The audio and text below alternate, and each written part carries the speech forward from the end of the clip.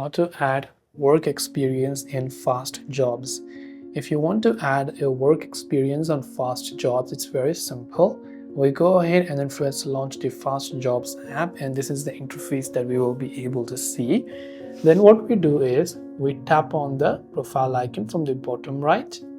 Just scroll a couple of steps below and look for the option that says work experience and tap on it.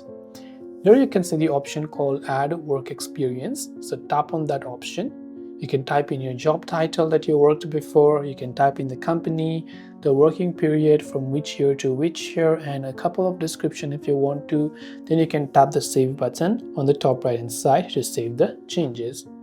This way you can add work experience in FastJobs. I hope the video helps you out. If you have got any further questions, do feel free to leave them down below. Thanks for watching till the very end of this tutorial, and see you soon in the next video.